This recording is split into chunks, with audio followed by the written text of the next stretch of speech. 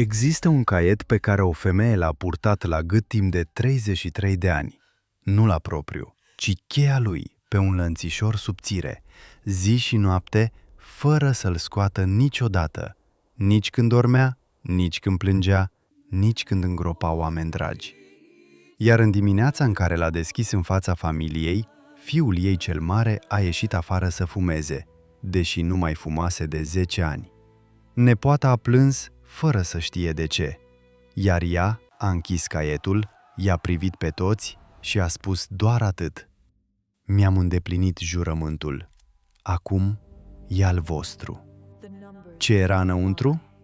O săptămână, 7 zile, descrise zi cu zi, despre aprilie 2026, despre Paști, despre granița dintre lumea în care trăim și cea în care vom trăi după. România a trăit secole întregi la granița dintre lumi. Înainte ca imperiile să se prăbușească, înainte ca hărțile să se schimbe, înainte ca istoriile să se rescrie, pământul acesta a simțit mereu primul. Carpații au văzut năvăliri, revoluții și miracole, și tocmai de aceea, ce vei afla în următoarele minute nu este o poveste despre Bulgaria sau despre o bătrână oarbă dintr-un orășel uitat. Este o poveste despre noi, despre pământul nostru, despre ceea ce vine.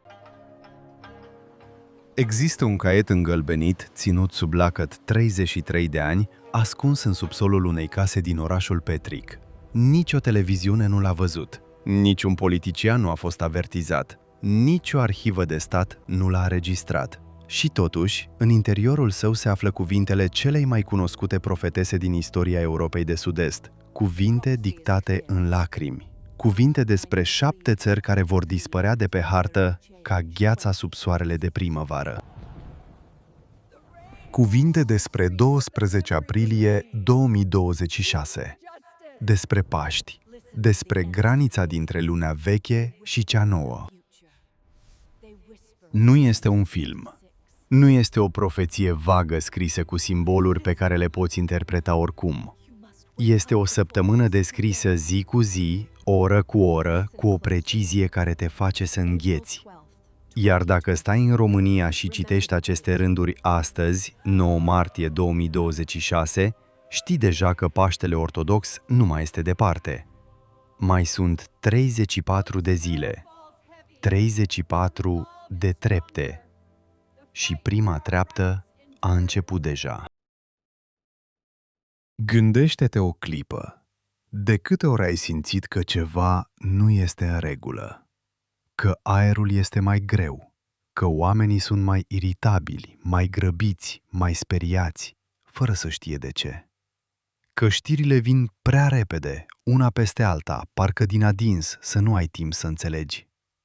România a intrat în 2026 cu alegeri anulate și reluate, cu tensiuni politice pe care nu le-am mai văzut de la Revoluție, cu ierni blânde acolo unde ar fi trebuit să ningă și ploi acolo unde ar fi trebuit să fie senin.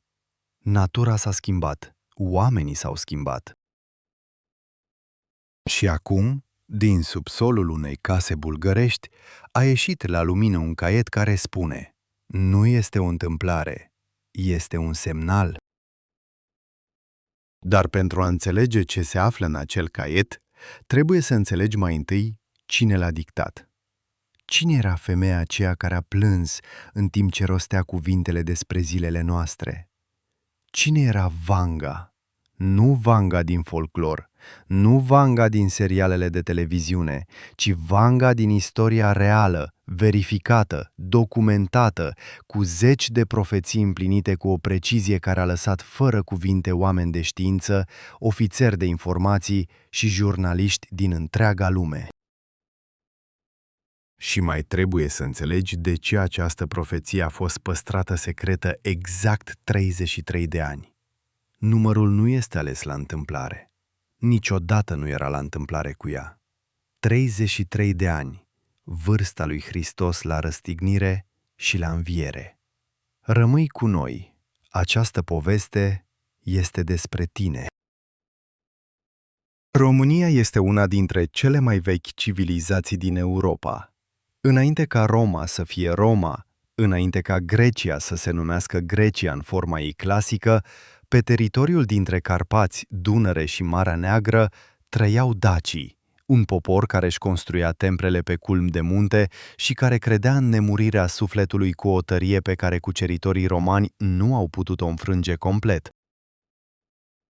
Sarmizegetusa, capitala dacică de pe platoul Grădiștei din munții Orăștiei, nu era doar o cetate militară, era un centru spiritual, un loc unde preoții și războinicii se întâlneau deopotrivă să citească semnele cerului, să asculte vocea pământului, să se pregătească pentru ce urma. Dacii nu se temeau de moarte, credeau că sufletul trece dincolo și se întoarce.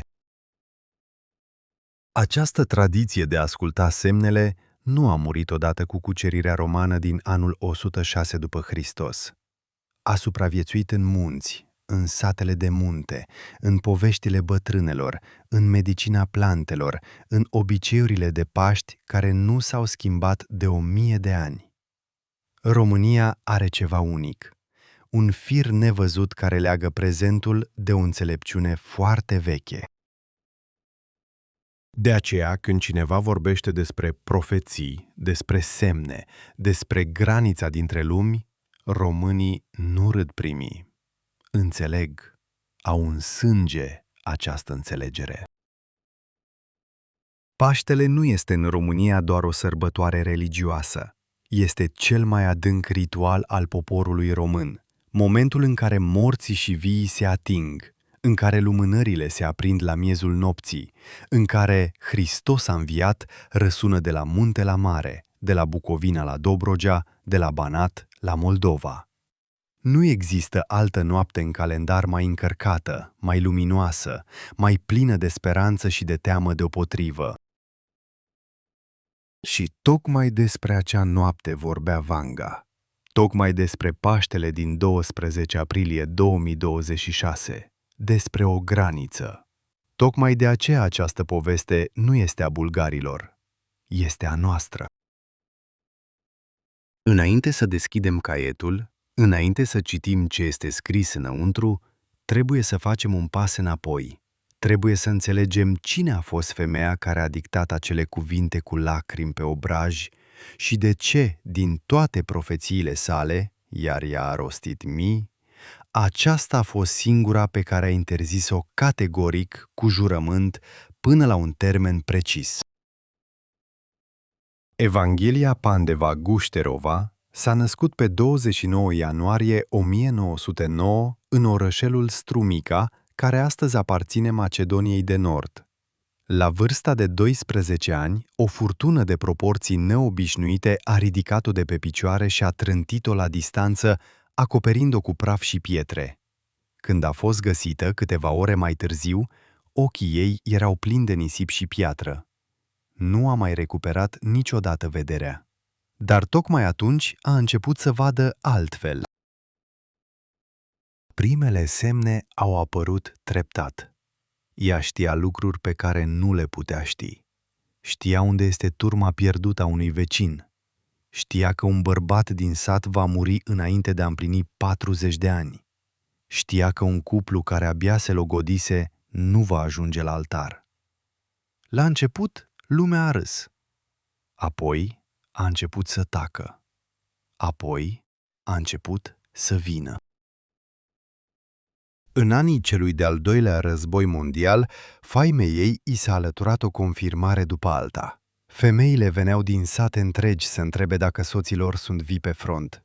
Vanga le spunea cu o precizie care îngheța sângele: bărbatul tău a murit în noaptea de marți, lângă un râu, lângă un pod de piatră. Și, după luni de zile, scrisoarea oficială confirma exact aceasta. Lumea s-a răspândit cu viteza zvonului în Balcani, care este mai rapidă decât telegraful. Au venit bulgari, sârbi, greci, turci, români. Au venit oameni simpli și oameni cu putere. Au venit cu saci de grâu și cu genți de diplomat. Toți doreau același lucru: adevărul despre viitor. Și ea le dădea adevărul, nu mereu blând, nu mereu îmbrăcat în speranță.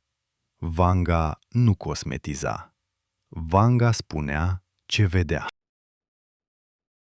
Ea s-a mutat în Petric, un orășel bulgăresc la poalele muntelui Belasița, lângă granița cu Grecia și Macedonia, unde a trăit și a primit vizitatori până la sfârșitul vieții. Statul bulgar a recunoscut-o oficial, i-a asignat secretare de stat pentru a înregistra vizitele, i-a pus agenți la ușă. Nu pentru a o proteja pe ea, ci pentru a proteja secretele care intrau și ieșeau din acea casă modestă. Șefi de state, generali, oameni de știință, actori, simpli țărani, peste 1 milion de oameni într-o singură viață. Iar printre toți aceștia, în zilele ei, a existat un singur moment în care Vanga a plâns în timp ce vorbea. Un singur moment în care a cerut ca ceea ce spune să nu fie rostit niciodată, atâta timp cât ea este în viață. Un singur moment în care a spus: păstrați aceasta, nu acum, când va fi vremea, veți ști. Acel moment a fost în primăvara anului 1993. 16 aprilie 1993. Vinerea Mare. Petric, un orășel liniștit la poalele muntelui Belasița, cu vreo 30.000 de suflete, cu străzi înguste și case cu acoperișuri de țiglă roșie. În acea zi, casa Vangăi era închisă pentru vizitatori. Poarta de lemn, de obicei deschisă din zori, era zăvorâtă.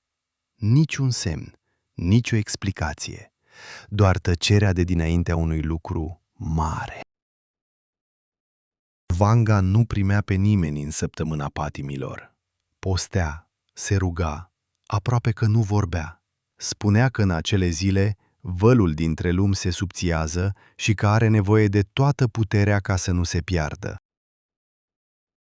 Krasimira Stoianova sosise din Sofia cu o seară înainte. Avea 39 de ani, lucra ca asistentă medicală la un spital din capitală, dar în fiecare an își lua concediu în săptămâna mare ca să fie lângă mătușa ei. Nu pentru că Vanga ar fi avut nevoie de îngrijire. Cu toată orbirea, ea se descurca singură, știa fiecare colț al casei ca pe dosul palmei, nu se lovea de nimeni și de nimic. Krasimira venea pur și simplu pentru că așa se cuvenea. Familia era familie. Dimineața acelei vineri mari a început în liniște deplină. Vanga stătea la masa din bucătărie și ținea în mâini o ceașcă de ceai răcit nebeut. Ochii ei orbi priveau undeva dincolo de perete, dincolo de casă, dincolo de orice putea vedea Krasimira. La un moment dat, fără nicio introducere, fără nicio pregătire, Vanga a spus cu o voce scăzută: adu hârtie și ceva de scris. Nu te opri din scris, orice ai auzi. Nu mă întreba nimic. Scrie tot. Krasimira a înghețat o secundă. Apoi s-a ridicat, a luat caietul cu pătrățele pe care îl folosea de obicei pentru liste de cumpărături și un pix albastru, s-a așezat vis-a-vis de mătușa ei și a spus: sunt gata. Vanga a tăcut câteva minute întregi. Atât de mult încât Krasimira a început să creadă că momentul trecuse, că mătușa ei adormise cu ochii deschiși, cum i se mai întâmpla. Dar nu adormise. Când a început să vorbească, vocea ei era diferită. Nu vocea aceea uscată, directă, uneori aspră, pe care o cunoșteau toți cei care o vizitau. Era o voce mai joasă, mai lentă, ca și cum cuvintele veneau de departe și trebuiau aduse cu grijă până la suprafață. Krasimira a scris fără să ridice pixul de pe hârtie. A scris fără să întrebe, fără să comenteze, fără să se oprească nici măcar atunci când mâna a început să o doară. A scris tot. Și la un moment dat, undeva la mijlocul dictării, a observat că obrazul Vangăi era ud. Nu plângea cu sughițuri, nu gemea. Lacrimile curgeau pur și simplu, liniștit, ca ploaia pe geam, fără ca mătușa ei să pară că le simte. Atunci Krasimir a înțeles că ceea ce scrie nu este o profeție obișnuită. Nu este un răspuns pentru un om, pentru o familie, pentru o țară. Este ceva mai mare, ceva pentru care cuvântul profeție era poate prea mic. Vanga a vorbit mai bine de 2 ore. Când a terminat, a tăcut brusc, ca și cum cineva ar fi oprit un magnetofon.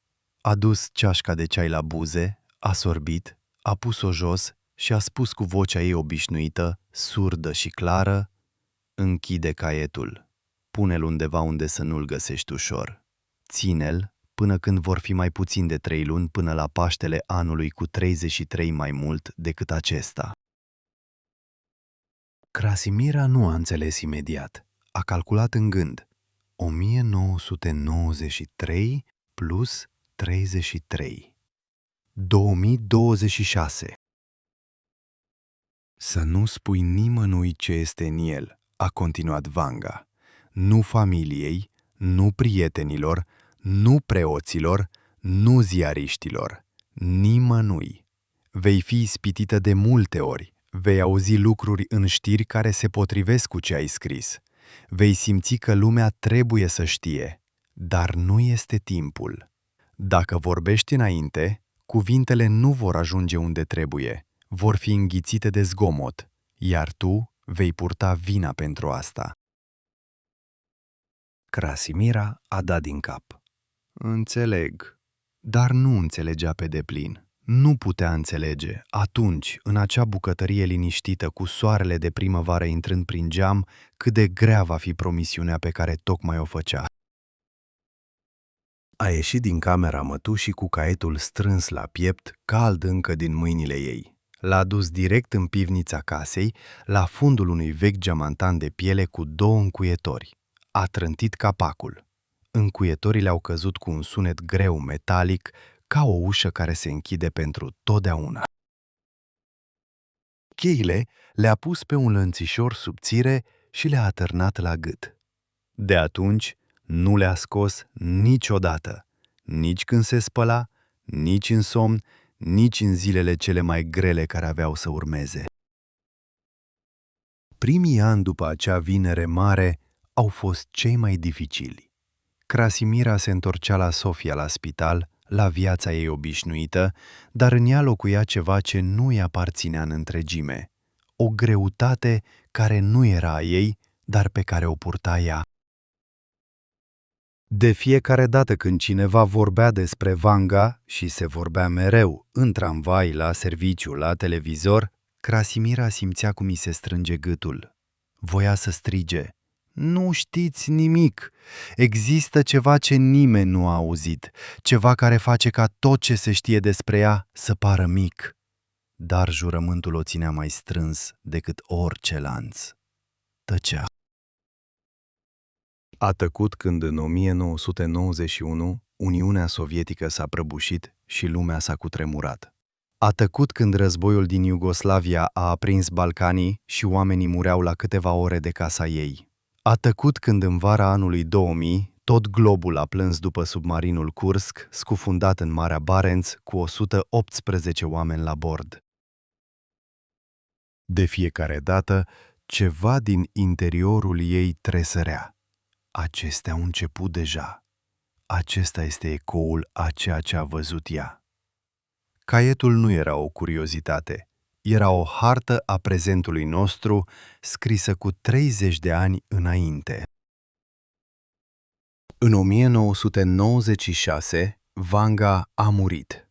Krasimira a fost lângă ea până în ultima clipă. Mătușa ei aproape că nu mai vorbea în ultimele zile, dar cu câteva momente înainte de sfârșit a deschis brusc ochii, a căutat mâna nepoatei și a strâns-o cu o putere neașteptată pentru un trup atât de slăbit. Îți amintești?"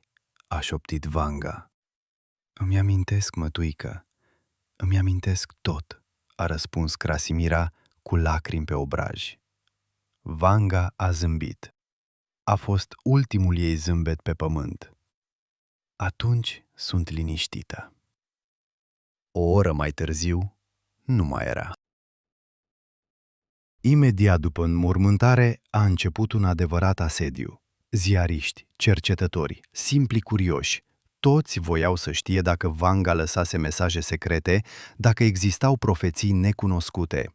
Krasimira era asediată cu întrebări și cu oferte, mai întâi sute de dolari, apoi mii, apoi zeci de mii. Un post de televiziune american a oferit $500.000 pentru un interviu exclusiv despre ultimele zile ale profetei. Ea a refuzat pe toți.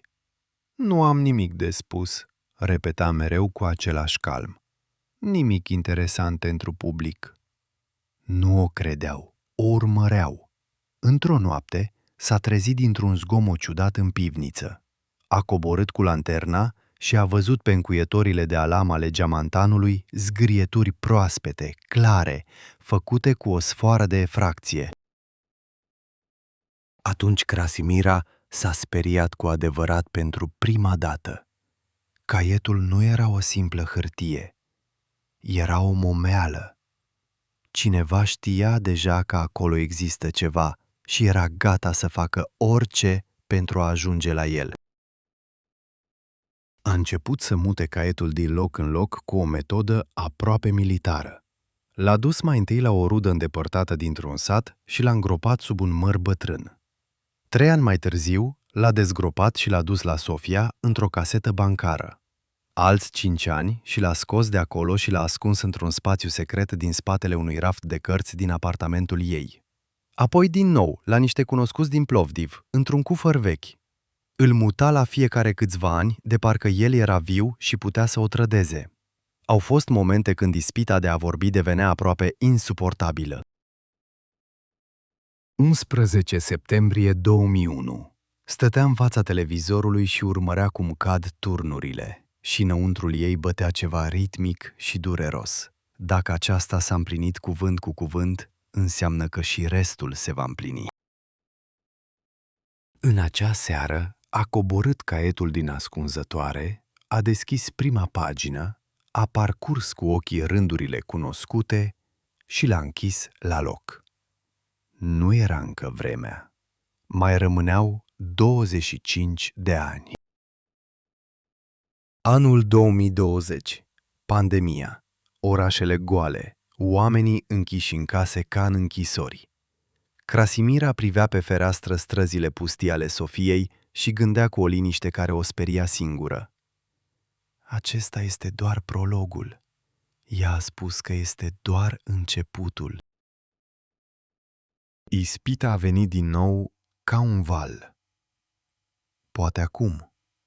Poate oamenii trebuie să știe că înainte nu este doar o boală, ci ceva mult mai mare. Dar glasul Vangăi suna clar în minte, ca în acea dimineață de Vinerea Mare. Cu 3 luni înainte de Paștele anului 2026, nici mai devreme, nici mai târziu. A mai ascuns caietul odată. Mai rămăseseră 6 ani.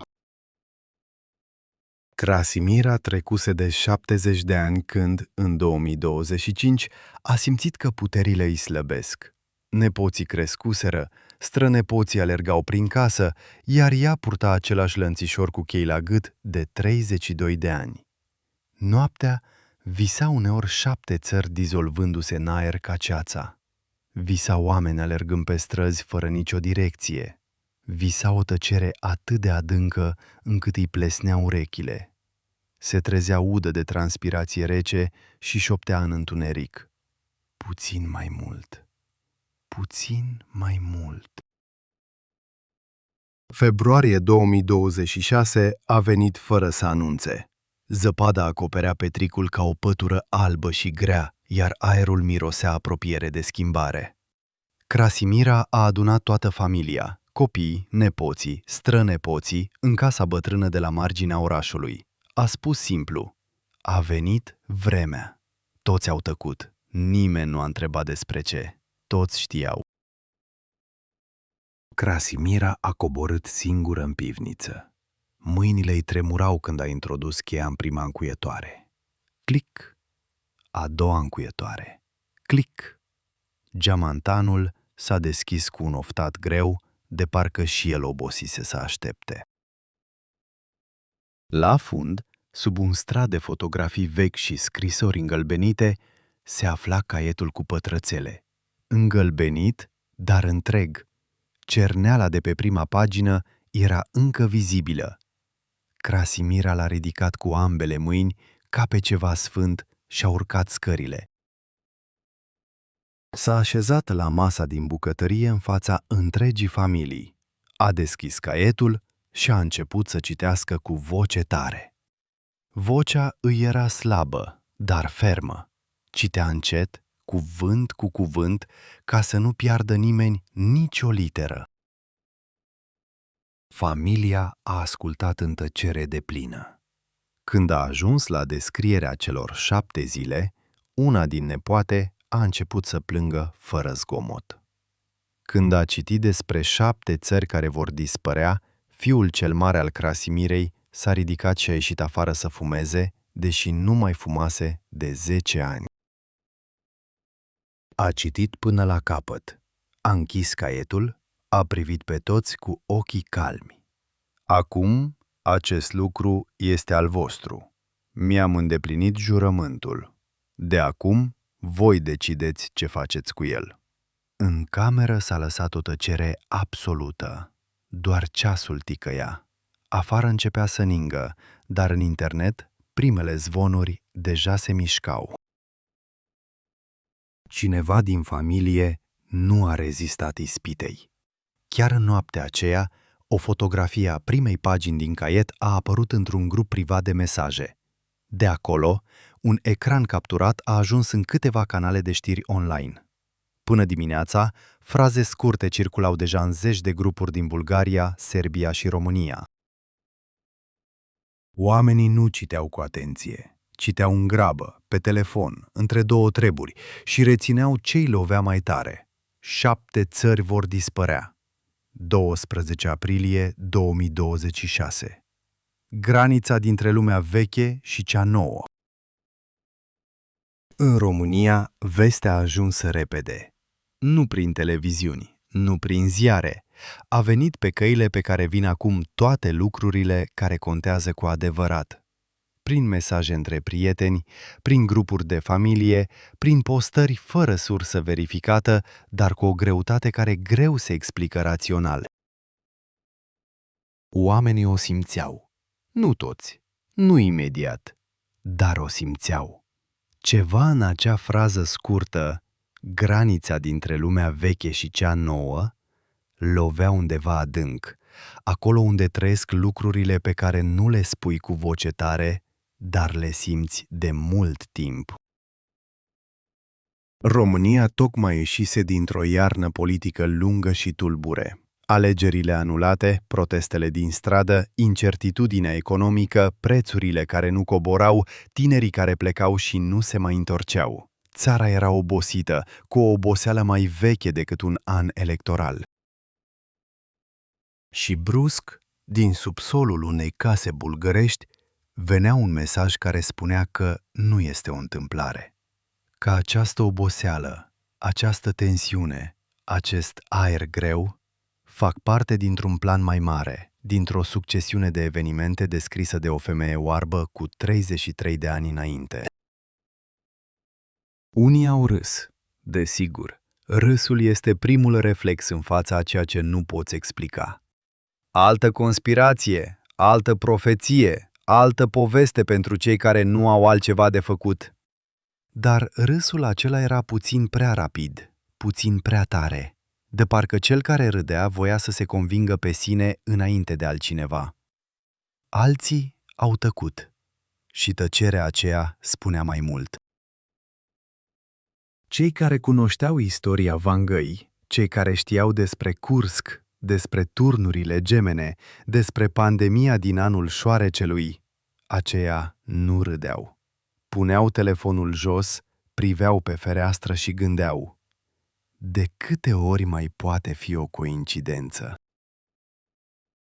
În România există o vorbă veche: omul sfințește locul. Dar există și o alta, mai puțin spusă, mai mult trăită. Pământul simte înainte să vorbească. Iar pământul românesc, în acea iarnă târzie din 2026, părea că simte ceva ce oamenii nu apucaseră încă să formuleze în cuvinte. Vremea era una din ele. Meteorologii anunțau o primăvară cu 3 până la 4 grade peste normă, zăpezile se topeau mai devreme în Carpați, viiturile timpurii deveniseră o grijă concretă în județele de Deal și Câmpie. Natura se grăbea spre ceva, fără să explice spre ce. Semnalele de internet deveniseră instabile în mai multe regiuni. Nu dramele mari, nu căderile totale, ci acele întreruperi de câteva minute care te lasă să privești ecranul negru și să te întrebi: este ceva în neregulă sau sunt eu prea sensibil? Tocmai acele semnale mici, care separat nu înseamnă nimic, dar adunate formează un zgomot de fundal care devine tot mai greu de ignorat. Krasimira Stoianova stătea în apartamentul ei din Sofia și privea telefonul cum se aprinde și se stinge necontenit. Apeluri din Bulgaria, din Serbia, din România, chiar din Kazahstan și Belarus. Oameni pe care nu îi cunoștea, care găsiseră cumva numărul ei, care voiau un singur lucru: să audă cu vocea ei că este adevărat. Ea nu răspundea la toate. Celor cărora le răspundea, le spunea același lucru. Citiți caietul. Cel care ascultă cu inima va înțelege. Cel care nu-l va ajuta niciun avertisment din lume. Nepotul care postase fotografia era disperat. Îi trimisese mesaje la fiecare jumătate de oră, scuzându-se, explicând că nu intenționase să ajungă atât de departe. Krasimira nu i-a răspuns multă vreme. Apoi, spre seară, i-a scris un singur rând. Nu tu ai deschis cutia, eu am deschis-o. Tu ai împins-o ușor mai repede. Poate că nici asta nu a fost întâmplare. Fiul cel mare o sunase dimineața, vocea lui tăioasă de îngrijorare și reproș. Mamă, ai deschis cutia Pandorei. Acum jumătate din internet este în panică din cauza unui caiet vechi. Krasimira l-ascultase fără să-l întrerupă până la capăt și apoi spusese calm: Pandora a deschis cutia din curiozitate și frică. Eu am deschis-o din datorie și după 33 de ani de așteptare. Nu este același lucru. Fiul nu a mai spus nimic. Uneori, cel mai bun răspuns este tăcerea care urmează după un adevăr pe care nu îl poți contrazice. Între timp, în România, discuția se adâncise. Nu mai era vorba doar de 7 țări și de odată. Oamenii începuseră să pună la oaltă lucruri pe care le știau de mult separat. Cineva din Cluj a scris într-un grup de câteva mii de membri: stau și mă gândesc. Ea a prezis Curscul în 1980, turnurile în 1989, pandemia în 1994, de fiecare dată cu 10, 15, 20 de ani înainte. Acum vorbim de o profeție scrisă în 1993 despre 2026, adică 33 de ani înainte. Care este cel mai lung interval pe care l-a dat vreodată? De ce tocmai acesta este cel mai lung? Postarea a strâns câteva sute de reacții în câteva ore. Nimeni nu a avut un răspuns bun. Tocmai absența unui răspuns bun este ceea ce ține oamenii în fața ecranului mai mult decât orice titlu senzațional. Nu teama de catastrofă, nu dorința de senzație, ci acea întrebare fără răspuns care se rotește în minte ca un ac blocat pe același rând al unui disc vechi. De ce tocmai 33 de ani? Și dacă îți pui cu adevărat această întrebare, dacă o lași să intre în tine fără să o respingi imediat, ajungi la un loc ciudat de liniștit. La un loc unde nu mai contează dacă crezi sau nu crezi, unde contează doar ce faci cu timpul care mai rămâne. Vanga nu a spus că sfârșitul vine, a spus că vine o graniță, iar o graniță are două laturi. De care parte te afli depinde de ce ai în inimă, nu de ce ai în frigider sau în cont. România a simțit asta. Nu toată România, nu toți în același timp, dar în mii de case, în mii de conversații de familie din acea săptămână de început de martie, ceva se schimbase. Oamenii sunau mai mult, spuneau mai rar, ne vedem când apucăm, și mai des, vin eu la tine duminică. Stingeau mai devreme televizorul și stăteau la masă mai mult. Nu din frică, sau nu doar din frică, ci pentru că uneori ai nevoie de un semnal exterior ca să faci ce știai de mult că ar trebui să faci. Caietul Crasimirei devenise acel semnal.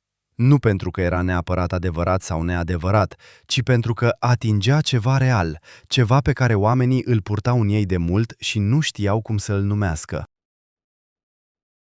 Și poate că acesta era în fond cel mai important lucru din acel caiet îngălbenit, nu profețiile în sine, nu datele, nu țările, ci efectul lor, întoarcerea omului spre sine, spre cei dragi, spre ceea ce contează cu adevărat, înainte ca orice graniță să se traseze. Dar pentru a înțelege de ce acele cuvinte aveau o asemenea putere, trebuie să înțelegi cu ce fel de precizie Vanga vorbise despre lume înainte. Trebuie să te uiți la dovezi, nu la legende, nu la povestiri înfrumusețate cu trecerea timpului, ci la faptele documentate, la datele verificate, la mărturiile oamenilor care au stat față în față cu ea și au plecat cu ceva ce nu puteau explica. Trebuie să înțelegi de unde venea puterea acelei voci. Și trebuie să înțelegi de ce, din toate viziunile ei, tocmai aceasta, cea despre Paștele din 2026, a fost singura pe care a plâns-o. Primul dosar verificat datează din 1944. Un ofițer bulgar pe nume Dimitar Gheorghiev a venit la ea să întrebe dacă fiul lui, dispărut pe front, mai trăiește. Vanga i-a spus că fiul este viu, că se află la est de un râu mare, că are o rană la mâna stângă și că se va întoarce acasă în luna mai. Fiul s-a întors în luna mai cu o rană la mâna stângă, din captivitate la est de Nistru. Raportul este în arhivele militare bulgărești.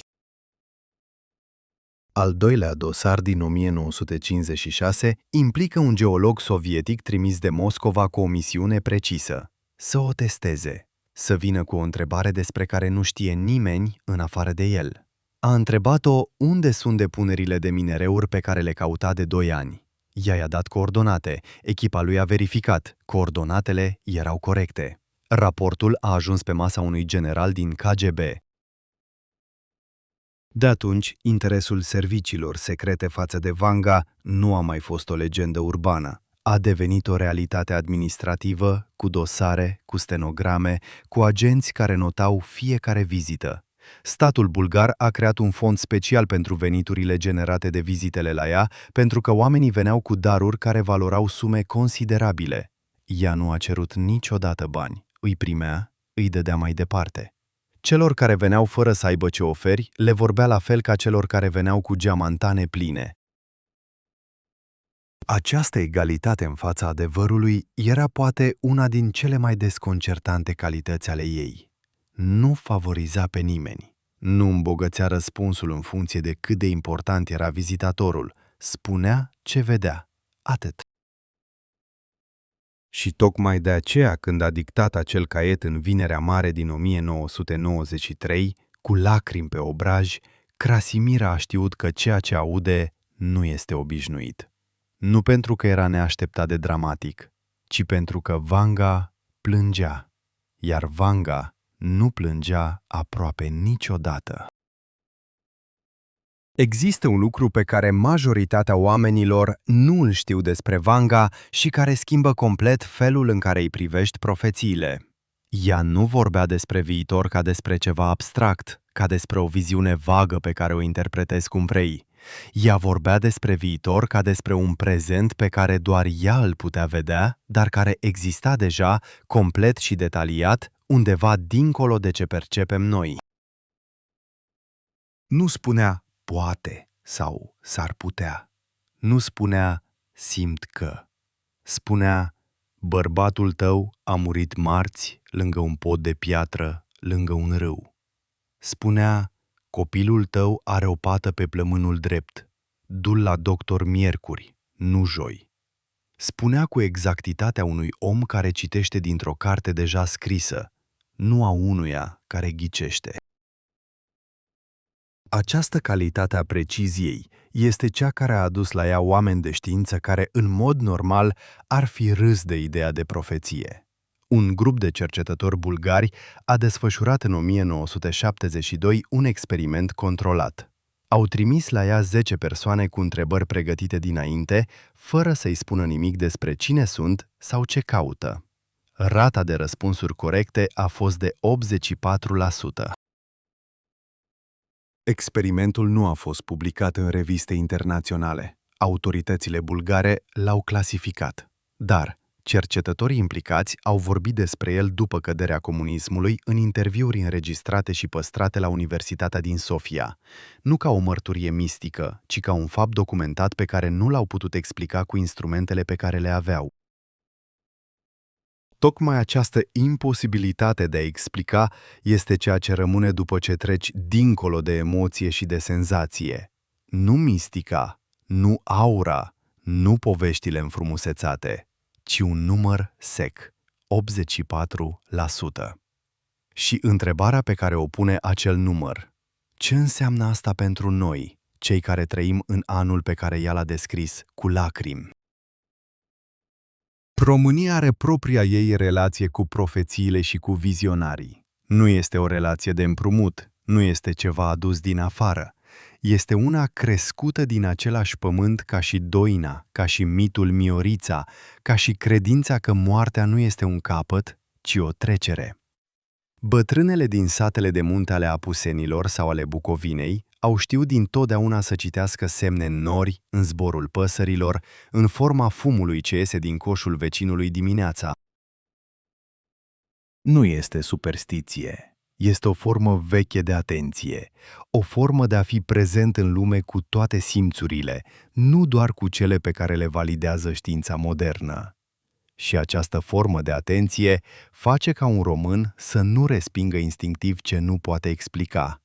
Îl face să asculte mai întâi, să judece după. Tocmai de aceea, vestea despre caietul Crasimirei a circulat în România cu o viteză și o profunzime pe care nu le-a atins în alte țări. Nu pentru că românii sunt mai creduli, ci pentru că sunt mai atenți la ceea ce nu se vede, dar se simte. Și în primele zile ale lui martie 2026, în România se simțeau multe lucruri. Se simțea oboseala politică, acea extenuare adâncă a unui popor care a votat de prea multe ori fără să vadă schimbarea promisă. Se simțea îngrijorarea economică, prețurile care nu lăsau odihnă, facturile care veneau mai mari decât salariile. Se simțea și ceva mai greu de numit, o neliniște difuză, ca înainte de o furtună pe care o simți în oase cu ore înainte să vadă ochii norii. Caietul a dat un nume acestei neliniști și uneori, când un lucru capătă un nume, devine mai ușor de purtat. În grupurile de pe rețelele sociale, discuțiile luau forme surprinzătoare. Nu toți vorbeau despre catastrofă și despre țările care dispar. Mulți vorbeau despre altceva, despre ce ar trebui să facă înainte de Paști, despre cui ar trebui să îi ceară iertare, despre ce promisiuni au amânat prea mult. Un bărbat din Iași a scris că a sunat-o pe mama lui pentru prima oară după 6 luni de tăcere. O femeie din Brașov a scris că s-a dus la mormântul tatălui ei, la care nu mai fusese de 3 ani. Acestea nu sunt reacții de panică, sunt reacții de trezire și este o diferență uriașă între cele două. Panica te face să fugi, să strângi, să te închizi. Trezirea te face să te întorci. Spre oameni, spre locuri, spre tine însuți. Vanga nu a spus că lumea se termină. A spus că lumea veche se termină, iar pentru cel care a trăit cu ură, cu frică, cu egoism, cu zgârcenie față de suflet, acea lume veche este tocmai cea pe care o poartă în el. Iar granița din 12 aprilie nu este undeva pe o hartă, este înăuntrul fiecăruia. Aceasta este poate cea mai greu de înțeles parte a profeției. Nu pentru că ar fi complicată, ci pentru că este incomodă. Este mult mai ușor să te întrebi care sunt cele 7 țări decât să te întrebi dacă tu ești pregătit să treci granița cu inima curată. Dar tocmai această întrebare incomodă era cea pe care Vanga o pusese în centrul caietului. Krasimir a confirmat-o în singurul interviu pe care l-a acordat unui jurnalist bulgar pe care îl cunoștea personal la câteva zile după ce caietul ieșise la lumină. Mătușa mea nu mi-a spus să duc acel caiet la televiziune sau la un guvern. Mi-a spus să-l deschid când va fi vremea și să las cuvintele să ajungă unde trebuie. Cuvintele nu sunt pentru a speria, sunt pentru a trezi. Cuvântul acela, a trezi, a răsunat diferit în română față de orice altă limbă în care a fost tradus. Pentru că în română, a trezi are o conotație mai adâncă decât simpla ieșire din somn. A te trezi, în sensul deplin, înseamnă a te întoarce la tine, a-ți recăpăta simțurile, a vedea cu ochii tăi nu prin ochii altora. Înseamnă a ieși din amorțeala în care intri când lași viața să te ducă în loc să o duci tu. Și în luna aceea de martie, în casa după casă din România, oamenii se trezeau. Câte puțin câte unul, în felul lor. Fără să facă titluri de știri, fără să facă declarații. Pur și simplu se trezeau. Krasimira știa că asta se întâmpla. Îi veneau mesaje din locuri pe care nu le putuse imagina. Din sate din Oltenia, din orașe din Ardeal, din diaspora română din Italia și Spania și Germania, oameni care nu știuseră nimic despre Vanga până cu câteva zile înainte și care acum scriau că citesc caietul și că simt ceva ce nu pot explica, dar știu că este real. Ea le răspundea celor mai mulți cu același mesaj scurt. Ascultați ce simțiți. Faceți ce aveți de făcut cu cei dragi. Timpul pe care îl aveți înainte de Paști este un dar, nu o pedeapsă. Dar în spatele acestui calm pe care îl proiecta spre exterior, Krasimira trăia ceva diferit. Acum că jurământul era îndeplinit, acum că greutatea pe care o purtase 33 de ani fusese pusă jos, se aștepta să simtă ușurare. Și o simțea, da, dar venea amestecată cu altceva, cu o teamă nouă, diferită de cea veche. Teama veche fusese simplă. Să nu trădeze jurământul, să nu piardă caietul, să reziste ispitei de a vorbi înainte de vreme. Teama nouă era mai complicată. Și dacă lumea nu auzea cum trebuie? Și dacă cuvintele ajungeau la oameni, dar nu în forma în care Vanga le intenționase? Și dacă zgomotul internetului, al titlurilor senzaționale, al speculațiilor despre țările care dispar, înneca tocmai mesajul esențial? Mesajul despre inimă, despre alegere, despre ce înseamnă să fii om la granița dintre o lume și alta. Aceasta era neliniștea ei în acele zile de început ale lui martie. Nu că profețiile nu s-ar împlini, că se vor împlini și nu va conta pentru că oamenii vor fi prea ocupați să numere țările și să strângă conserve în loc să se întoarcă spre cei din casă și să spună ce au de spus înainte ca ziua de 12 aprilie să schimbe tot ce știm. Afară în Sofia, primăvara venea cu o căldură neobișnuită pentru început de martie. Copacii începeau să mugurească cu 2 săptămâni mai devreme decât în alți ani. Krasimira privea din fereastră ramurile subțiri umplându-se de verde și gândea la ce spusese Vanga despre natura care simte înaintea oamenilor. Că pământul știe, că apa știe, că numai omul, din toate făpturile, a ales să nu mai asculte ce simte. Și poate că tocmai de aceea era nevoie de un caiet îngălbenit dintr-un subsol, de o femeie de peste 70 de ani cu chei la gât, de 33 de ani de tăcere și de un nepot care nu a rezistat ispitei de a apăsa un buton. Poate că fără toate acestea, semnul nu ar fi ajuns la timp. Poate că uneori, drumul cel mai lung este singurul drum care duce unde trebuie. Rămâneau 34 de zile până la Paști și în fiecare dintre acele zile, undeva în România, cineva alegea să se trezească. Caietul descria 7 zile, nu 7 ani, nu 7 decenii, 7 zile înainte de Paști, fiecare cu numele ei, fiecare cu caracterul ei, fiecare ca o treaptă pe o scară pe care urcai sau coborai în funcție de ce purtai în inimă. Vanga le numise simplu, fără nume, de zile ale săptămânii, fără date.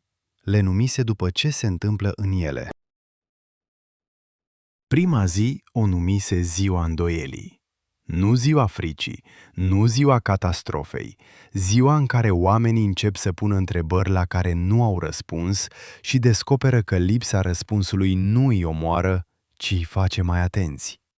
Ziua în care certitudinile false încep să crape, nu brutal, ci ca tencuiala veche pe un perete umed, bucată cu bucată, până când peretele de dedesubt apare la lumină. A doua zi o numise ziua mașinilor tăcute.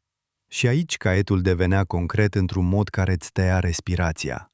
Nu spunea că tehnologia dispare. Spunea că în acea zi oamenii vor simți pentru prima oară în mulți ani că mașinile și ecranele nu mai sunt stăpânii lor. Că vor privi în jur și vor vedea oameni în loc de telefoane. Că tăcerea aceea va speria pe unii și va elibera pe alții. A treia zi o numise ziua întoarcerii. Întoarcerea nu ca un gest fizic, nu ca o migrație, ci ca o mișcare interioară. Oamenii se întorc spre ce au lăsat în urmă, spre relații rupte, spre promisiuni uitate, spre locuri în care au trăit ceva real și de care au fugit. Caietul spunea că în acea zi drumurile vor fi pline, dar nu de fugari, ci de oameni care se duc acasă. A patra zi o numise ziua fricii și era singura zi despre care Vanga spusese că nu poate fi evitată, că va veni indiferent de ce faci, indiferent de cât de pregătit ești, că în acea zi cerul va arăta diferit și că oamenii care vor privi în sus vor vedea lucruri pe care nu le vor putea descrie după aceea în cuvinte. Nu pentru că vor fi înspăimântați, ci pentru că nu există cuvinte pentru ce vor vedea. A cincea zi o numise ziua tăcerii. Nu tăcerea mașinilor din ziua a doua, ci o tăcere mai adâncă, mai personală. Tăcerea interioară care vine după ce ai trecut prin frică și ai ieșit de cealaltă parte. Caietul spunea că în acea zi mulți oameni nu vor vorbi deloc, nu pentru că nu pot, ci pentru că nu vor mai simți nevoia, că ce aveau de spus fusese deja spus sau că ce rămânea de spus nu mai putea fi spus în cuvinte obișnuite. A șasea zi o numise ziua luminii și despre această zi Vanga scrisese cel mai mult. Pagini întregi, după cum spunea Crasimira, pagini despre o lumină care nu vine de sus, ci din interior, despre oameni care se văd unii pe alții diferit față de cu o săptămână înainte, despre copii care zâmbesc fără să știe de ce și bătrâni care plâng fără tristețe. O lumină care nu face fotografii bune și nu poate fi filmată, dar pe care o simte fiecare în felul lui. A șaptea zi era Paștele, 12 aprilie, și despre această zi caietul nu spunea ce se întâmplă. Spunea doar că se deschide o ușă, că de cealaltă parte a ușii este o lume pe care cei pregătiți o vor recunoaște imediat ca pe ceva pe care l-au mai trăit, dar nu și-au amintit, și că cei nepregătiți vor privi prin ușa deschisă și nu vor vedea nimic diferit, pentru că ochii lor nu vor fi gata. Krasimira citise această parte a caietului de 10 de ori în 33 de ani și de fiecare dată se oprea la aceeași frază pe care o scrisese cu mâna ei tremurândă în acea vinere mare din 1993. Ușa nu se deschide pentru o țară sau pentru un popor. Se deschide pentru un om. Și fiecare om are propria lui ușă. Această frază era cea care schimba totul. Cea care muta conversația de la geopolitică la ceva mult mai intim și mai greu de evitat. Pentru că nu poți să dai vina pe o țară pentru ușa ta. Nu poți să aștepți ca un guvern să te pregătească pentru ce vine. Nu poți să cumperi de la supermarket ce ai nevoie ca să treci prin ea. Ușa ta este a ta. Cheia ei este ce ai în inimă. România auzise această idee înainte. O auzise în biserica de la colțul satului. O auzise în colindele de Crăciun. O auzise în poveștile bătrânilor care știau că viața nu se măsoară în ani, ci în momente de adevăr. Dar o auzise acoperită de zgomot, înăbușită de graba zilelor, pierdută sub straturile de ironie cu care învățăm să ne protejăm de ce ne mișcă prea tare. Caietul Krasimirei a scos-o de sub acele straturi. Nu elegant, nu cu menajamente, ci direct, cu forța unui adevăr vechi care nu mai putea să aștepte. Și oamenii au simțit-o. Chiar și cei care declarau că nu cred, chiar și cei care postau în comentarii că este o farsă, că este manipulare, că este exact tipul de poveste pe care îl creezi când vrei să distragi atenția de la ceva real. Chiar și aceia o simțeau, altfel nu s-ar fi obosit să scrie. Indiferența adevărată nu comentează, tăcerea adevărată nu explică de ce nu îi pasă. Cel care comentează furios că nu crede este deja prins. Este deja în ziua îndoielii, prima zi descrisă în caiet, și nu știe că tocmai asta este dovada că a auzit. Primele zile ale lui martie au adus în România și altceva decât discuții despre caiet. Au adus o vreme ciudată, capricioasă, cu zile de căldură adevărată urmate brusc de nopți cu ger și brumă. Meteorologii vorbeau despre instabilitate atmosferică prelungită, despre fronturi care se ciocneau deasupra Europei centrale, despre o primăvară care nu se hotăra dacă să vină sau să mai aștepte. Oamenii din sate știau că vremea aceasta înseamnă ceva. Nu pentru că citeau buletine meteorologice, ci pentru că trăiseră destul ca să știe că natura nu este niciodată dezorganizată în mod aleatoriu. Că atunci când cerul nu se hotărăște, pământul se pregătește. Că instabilitatea de sus este adesea oglinda a ceva ce se pregătește de desubt sau înăuntru. Bătrânii din Maramureș spuneau că au văzut iernile din 1989, din 2000, din 2011, comportându-se la fel. Înainte de ceva mare, natura ezită, ca și cum și ea ar fi printre cele care nu știu exact ce urmează, dar știu că ceva urmează sigur. Această ezitare a naturii se suprapunea perfect cu ezitarea oamenilor. Cu acea stare de mijloc în care nu mai ești lumea veche complet, dar nu a intrat încă în cea nouă, în care vechile certitudini s-au dus, dar cele noi nu au venit, în care te uiți în jur și recunoști totul, dar nimic nu mai pare la fel ca înainte. Filosofii spun prag, psihologii spun tranziție, oamenii din sate îi spun vreme de schimbare și toți descriu același lucru, acel moment suspendat în care ești între două lumi și trebuie să alegi spre care te îndrepți. Vanga numise acel moment graniță și spusese că granița din 2026 va fi cea mai largă pe care omenirea o va traversa în ultimele câteva sute de ani. Nu pentru că vor fi cele mai mari catastrofe din istorie, ci pentru că vor fi cele mai mulți oameni care vor alege conștient în același timp, în același moment, de aceeași parte a ușii. Krasimira înțelesese asta abia acum, în aceste zile de Marcius, privind mesajele care veneau din toată lumea. Că poate nu dimensiunea evenimentelor exterioare era ceea ce Vanga voise să transmită, că poate dimensiunea adevărată era în interiorul fiecărui om care citea, care se oprea, care punea telefonul jos și se uita la cel de lângă el cu alți ochi. Câți oameni făceau asta în acele zile? Mii? 10.000? 100.000? Nu exista un contor pentru trezirile interioare. Nu exista o aplicație care să numere câți oameni sunaseră azi pe cineva pe care îl ignoraseră de prea mult timp. Nu exista un grafic care să arate câte iertări fusese răspuse în șoaptă în dormitoare întunecate sau câte lacrimi fusese răplânse în liniște în fața unor morminte. Dar Krasimira știa că se întâmplă. Îl simțea în felul în care îi veneau mesajele. Nu mesajele de tip ce țări dispar și ce să cumpărăm, ci mesajele de tip mulțumesc că ai deschis caietul. Azi am făcut ceva ce amânasem de ani de zile și mă simt altfel.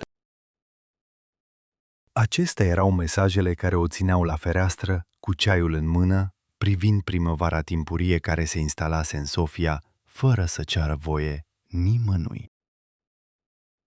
Și undeva în același timp, în sute de case din România, oamenii citeau ultima frază a primei pagini din caietul ei, fraza pe care Vanga o dictase ultimă, cu vocea cea mai scăzută, aproape un șoptit.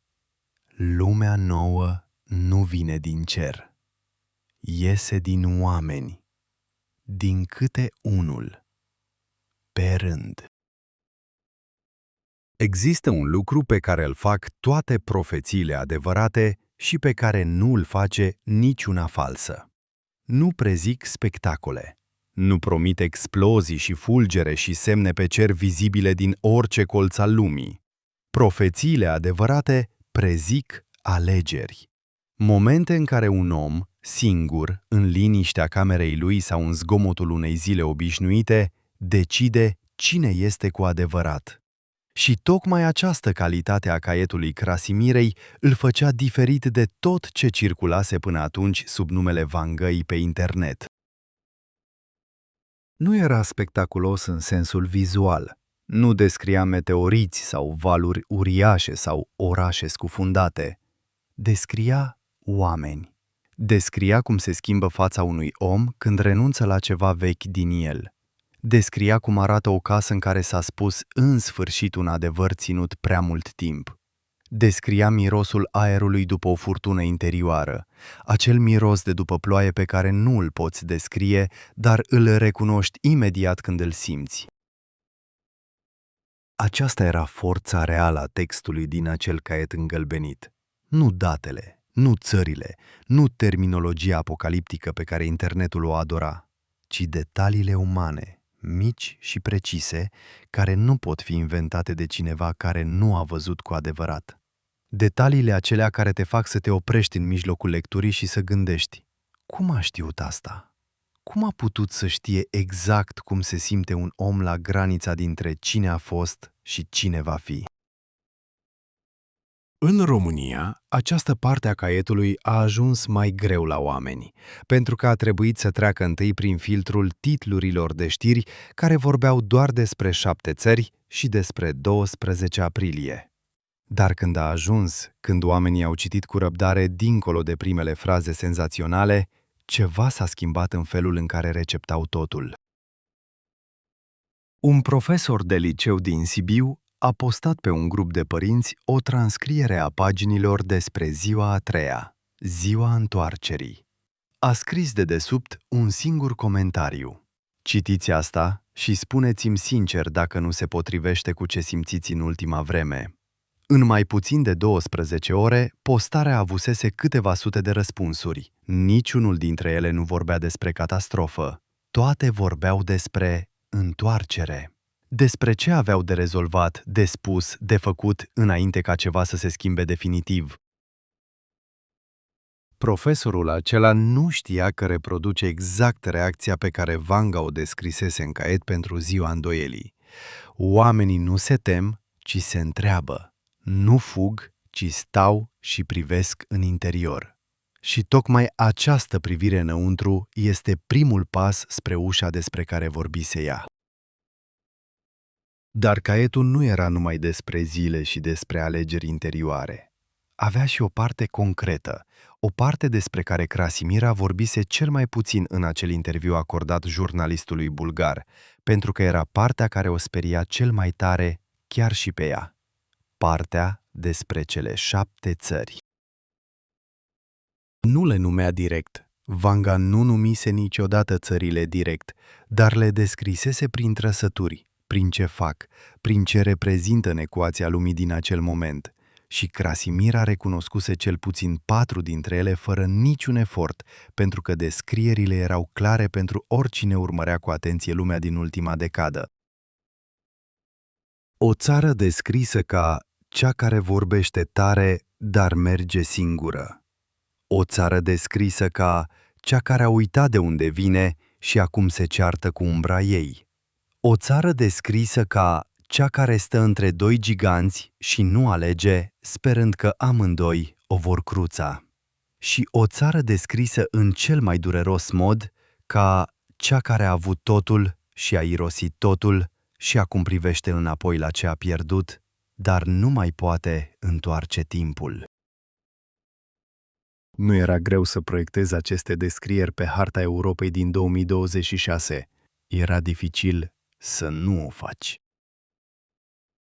Și tocmai această dificultate de a nu proiecta era cea care ținea oamenii treji noaptea. Nu teama că o forță exterioară va distruge ceva, ci teama că ai recunoscut ceva. Că ai văzut în descrierile acelea o oglindă pe care o cunoști, un chip pe care l-ai mai văzut, o situație pe care o trăiești sau ai trăit-o sau ai văzut-o trăind-o lângă tine. România se putea recunoaște în cel puțin una din descrieri, poate în mai multe, și această recunoaștere nu era confortabilă, dar era sinceră. Și sinceritatea incomodă este adesea începutul înțelegerii reale. Un analist politic dintr-un ziar din București a scris un articol lung în care nu lua în serios profețiile ca atare, dar analiza descrierile din caiet ca pe niște portrete politice.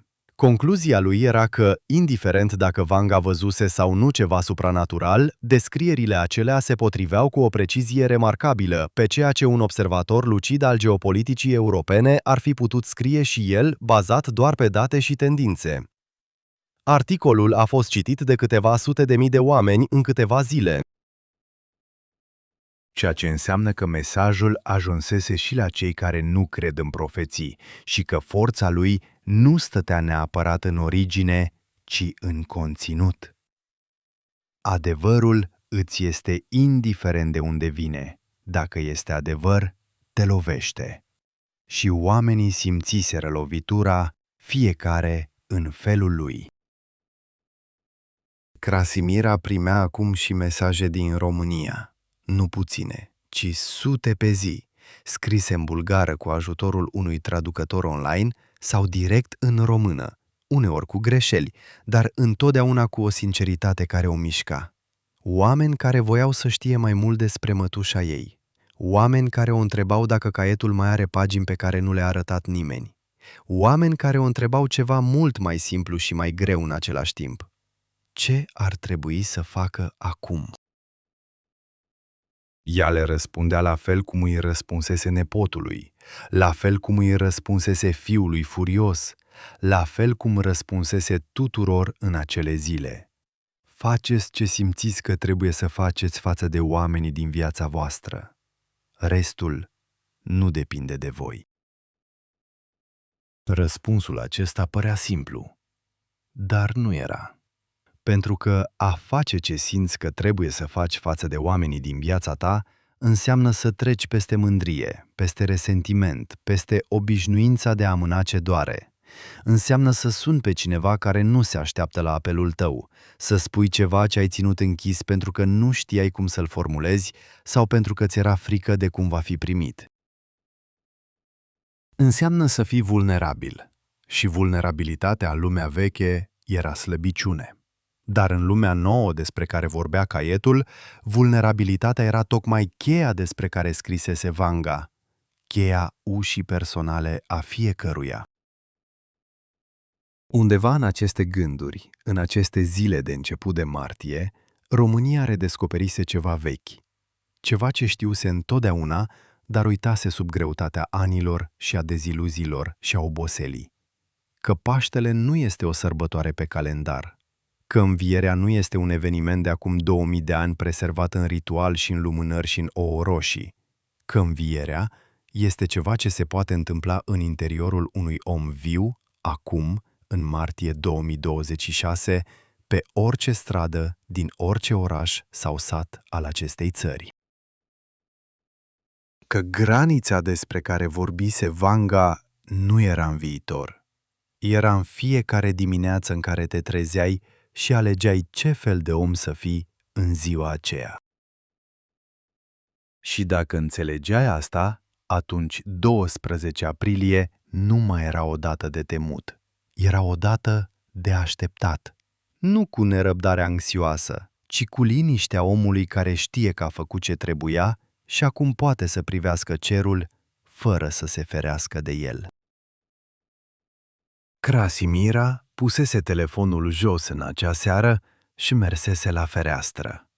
Sofia se întindea sub ea în lumina de seară, cu miile ei de ferestre aprinse, fiecare o viață, fiecare o poveste, fiecare o ușă. Undeva dincolo de orizont era România, cu Carpații ei, cu Dunărea ei, cu satele ei în care lumânările de Paști se aprinde 1000 de ani în același fel, cu aceea speranță, cu același tremur de mână și aceeași rugăciune.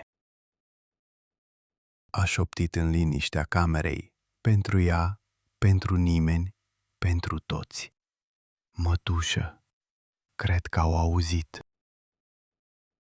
Dimineața zilei de 10 martie a adus în România ceva ce nu se mai întâmplase de mult timp. Liniște. Nu liniștea absenței, nu liniștea dezinteresului, ci liniștea aceea densă care se instalează când mulți oameni gândesc în același timp ceva greu și aleg să nu îl spună cu voce tare. O liniște care se auzea în felul în care oamenii vorbeau mai rar la telefon și stăteau mai mult la masă. În felul în care copiii erau lăsați să doarmă mai mult și bătrânii erau vizitați fără un motiv anume. Era luni, o zi obișnuită pe hârtie, dar în interior, în miile de case în care caietul ajunsese, fie ca text copiat pe un grup de familie, fie ca poveste spusă de cineva care îl citise, ceva se sedimentase peste noapte. Ca praful după o explozie, care la început îți acoperă totul și nu mai vezi nimic, dar după ce se așează îți arată exact ce s-a schimbat și ce a rămas la locul lui. Ce rămăsese la locul lui era îngrijorarea. Nu dispăruse, nu se topise în optimism forțat. Rămăsese acolo, reală și vie. Dar alături de ea apăruse ceva nou, ceva care nu fusese înainte sau care fusese ascuns sub prea multe straturi ca să se vadă. Apăruse hotărârea. Nu hotărârea de a supraviețui, nu hotărârea de a strânge provizii și de a face planuri de evacuare, ci hotărârea de a trăi bine zilele care mai rămâneau până la Paști, indiferent de ce urma după ele. Această distinție părea mică, dar era uriașă. Pentru că hotărârea de a supraviețui te face să te uiți înainte speriat. Hotărârea de a trăi bine te face să te uiți în jur cu atenție și recunoștință. Iar omul care privește în jur cu atenție și recunoștință este un om diferit față de cel care privește înainte speriat, chiar dacă trăiesc pe aceeași stradă și dorm sub același acoperiș. Vanga scrisese despre această distinție în caiet în paginile despre ziua a 5-a, ziua tăcerii. Scrisese că tăcerea aceea nu este vidă, ci plină. Plină de ce nu mai trebuie spus, pentru că a fost deja simțit. Plină de prezența oamenilor care sunt cu tine și pe care îi vezi cu alți ochi după ce ai trecut prin zile grele împreună. Plină de recunoașterea că ești viu și că asta, prin sine, este deja ceva extraordinar. România înțelegea tăcerea plină mai bine decât multe alte popoare. O înțelegea din muzica ei, din doina care nu are nevoie de cuvinte ca să spună ce spune. O înțelegea din liniștea de la biserică în noaptea de Paști, în acele câteva secunde între stingerea lumânărilor și momentul în care preotul rostește pentru prima oară Hristos a înviat. O înțelegea din felul în care doi oameni care s-au iubit mult și au suferit mult pot sta ore întregi unul lângă altul fără să spună nimic și să comunice mai mult decât alții în zile întregi de vorbe. Această capacitate de a tăcea plin era poate cel mai valoros lucru pe care România îl aducea la granița despre care vorbise Vanga. Nu armata, nu economia, nu influența politică, ci știința aceasta veche, transmisă din generație în generație fără să fie predată niciodată formal, de a fi prezent cu tot ce ești în momentul care este, fără să fugi înainte sau înapoi. Dar liniștea acelei dimineți de luni a fost spartă pe la prânz de o știre. Nu o știre despre caiet, nu o știre despre Vanga, o știre despre lume, despre ce se întâmpla în afara granițelor, despre tensiunile care nu se potoliseră și care în acea zi se năspriseră din nou. Detaliile nu contau la fel de mult ca efectul lor, sentimentul că lumea era mai aproape de ceva ireversibil decât fusese cu o zi înainte. Și în acel moment, pentru mulți dintre cei care citiseră caietul, piesele au început să se așeze diferit. Nu cu panică, nu cu acea grabă febrilă a celui prins nepregătit, ci cu acea recunoaștere calmă, aproape tristă, a omului care a citit deja ultima pagină a cărții și acum urmărește cum povestea se desfășoară exact cum știa că se va desfășura. Recunoașterea aceasta nu era plăcută, dar era onestă. Și onestitatea, chiar și atunci când doare, este preferabilă iluziei confortabile care se destramă brusc. Pentru că omul pregătit pentru ce vine poate alege cum răspunde. Omul prins pe nepregătite doar reacționează. Și există o prăpastie între a alege și a reacționa. Vanga scrisese despre această prăpastie în paginile despre ziua a patra, ziua fricii.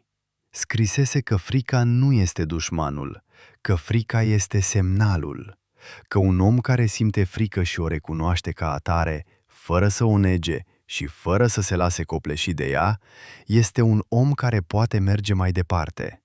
Că problema nu este frica în sine, ci ce faci cu ea în primele clipe după ce apare. Dacă o transformi în acțiune sau dacă o lași să te transforme pe tine în ceva pe care nu vrei să fii. Oamenii din România știau frica aceasta. O mai trăiseră. O trăiseră în decembrie 1989, când nimeni nu știa ce vine după și totuși oamenii ieșiseră în stradă. O trăiseră în marile crize economice, când salariile se topeau și viitorul nu promitea nimic cert. O trăiseră în fiecare generație, în forme diferite, cu intensități diferite, dar cu aceeași întrebare la bază. Ce fac acum cu ce simt? Și de fiecare dată, România găsise un răspuns. Nu mereu răspunsul perfect, nu mereu răspunsul eroic, dar un răspuns omenesc, real, ancorat în dorința de a merge mai departe și de a rămâne om în timp ce o face. Această continuitate a răspunsului omenesc era în fond ceea ce caietul Crasimirei celebra fără să o spună explicit. Că există ceva în om, în orice om, dintr-o anumită adâncime, care nu cedează, care rămâne, care în momentul cel mai greu scoate la suprafață exact ce are nevoie să scoată pentru a trece. Nu pentru că este eroic, ci pentru că este uman. Și umanul, în toată fragilitatea lui, în toată imperfecțiunea lui, este cel mai rezistent lucru din câte există. Krasimira scrisese asta în jurnal în noaptea de după ce deschisese caietul. Nu în caiet, ci în jurnalul ei personal, cel pe care nu îl văzuse nimeni. Scrisese: mătușa mea nu a plâns pentru că lumea va suferi. A plâns pentru că a văzut cât de frumos va ieși din suferință. A văzut oamenii de cealaltă parte a graniței și i-a recunoscut ca pe niște oameni mai buni decât cei de dincoace. Nu altfel, nu supranaturali, ci mai buni. Și asta a făcut-o să plângă, nu de tristețe, ci de ceva care nu are un nume simplu în nicio limbă. Krasimira nu publicase aceste rânduri, nu le arătase nimănui, dar le scrisese și, scriindu-le, înțelesese mai mult din ce trăise în 33 de ani decât înțelesese în tot acel timp de tăcere. Că povara nu fusese caietul, povara fusese să știi că oamenii vor fi bine și să nu poți să le spui înainte de vreme. Că tăcerea ei nu fusese o pedeapsă, fusese un act de iubire. Și poate că asta era esența întregii povești. Nu profețiile, nu datele, nu numerele, ci iubirea aceea ciudată și dureroasă care se exprimă prin tăcere și așteptare și răbdare. Iubirea care nu se grăbește să consoleze pentru că știe că omul are nevoie să parcurgă singur unele drumuri pentru a le înțelege cu adevărat. Afară, în România, oamenii mergeau pe stradă în acea luni de început de martie cu pași ceva mai înceți decât de obicei. Poate pentru că vremea era blândă și neobișnuit de caldă pentru anotimp. Poate pentru că cineva le spusese, dintr-un caiet vechi, că merită să privești unde mergi. Poate pentru că, fără să știe de ce, simțeau că fiecare zi din aceste 30 și ceva de zile rămase până la Paști are o greutate pe care zilele obișnuite nu o au. Și în greutatea aceea nu era tristețe, era atenție, era prezență, era acel simț ascuțit al vieții care apare uneori că realizezi la nivelul cel mai adânc al firii tale că ce trăiești acum este real, complet și irepetabil. Poate că aceasta era în fond cea mai mare profeție din acel caiet. Nu despre 7 țări și nu despre o ușă care se deschide la Paști, ci profeția că oamenii vor fi în acele zile mai vii decât fuseseră de mult, că vor simți mai ascuțit, vor iubi mai sincer, vor alege mai conștient, că granița despre care vorbise nu va fi traversată de omenire în masă, ci de oameni, unul câte unul, fiecare în dimineața lui, fiecare cu inima lui, fiecare cu ușa lui. Și că Paștele din 12 aprilie nu va fi altceva decât ziua în care toate aceste treceri individuale, invizibile, tăcute, vor deveni împreună ceva mai mare decât suma lor. Există un moment în viața fiecărui om în care o poveste încetează să mai fie a altcuiva și devine a lui. Nu pentru că a ales-o, ci pentru că ea l-a ales pe el. Pentru că a citit ceva, sau a auzit ceva, sau a văzut ceva și a simțit, fără să poată explica de ce, că acel lucru vorbea direct către el, că trecea peste toată distanța și toată ironia și toată apărarea pe care o construise în ani și ajungea exact acolo unde trebuia să ajungă. Mulți români trăiseră acel moment în zilele de după ce caietul Krasimirei apăruse pe internet. Nu toți în același fel, nu toți cu aceeași intensitate, dar destui ca să schimbe ceva în textura acelei perioade. Ceva greu de măsurat, dar ușor de simțit, ca diferența dintre aerul dinaintea ploii și aerul de după, când totul miroase altfel și privești același peisaj cu alți ochi. Și cu cât mai mulți oameni trăiau acel moment, cu atât mai mult el se amplifica. Nu prin contagiune, nu prin imitație, ci prin rezonanță. Ca o coardă de chitară care atinsă face să vibreze și celelalte coarde din jur, fără să le atingi. Fiecare om care se trezea în felul lui îl ajuta fără să știe pe cel de lângă el să se trezească în felul lui. Aceasta era mecanica subtilă a zilelor de dinaintea graniței, pe care Vanga o descrisese în caiet cu o acuratețe care, cu cât o citeai mai mult, cu atât te lăsa mai fără cuvinte. Nu pentru că era mistică sau greu de înțeles, ci pentru că era simplă. Simplă cu acea simplitate a lucrurilor care sunt adevărate de când există oameni pe pământ și pe care oamenii le redescoperă periodic cu uimire, ca și cum ar fi noi, deși sunt vechi cât lumea. Că oamenii se influențează unii pe alții nu prin ce spun, ci prin ce sunt. Că starea unui om se transmite în jur la fel de sigur ca temperatura unui corp cald într-o cameră rece. Că dacă cineva dintr-un grup alege să fie prezent, ceilalți simt asta și răspund.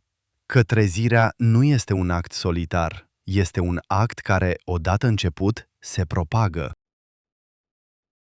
În România, propagarea aceasta devenise vizibilă în feluri neașteptate. Un cor dintr-un sat din Vâlcea anunțase că va cânta în noaptea de Paști un repertoriu extins cu 2 ore mai mult decât de obicei, pentru că mulți oameni ceruseră asta. O parohie din Cluj primise în prima săptămână a lui martie mai multe cereri de spovedanie decât în ultimele 3 luni cumulate. Un grup de tineri din București organizase o strângere de ajutoare pentru bătrânii singuri din cartier, motivând simplu pe pagina evenimentului: "Nu știm ce vine, dar știm că nu vrem să ne pară rău că nu am făcut asta înainte." Niciunul dintre aceste lucruri nu apărea în știrile mari.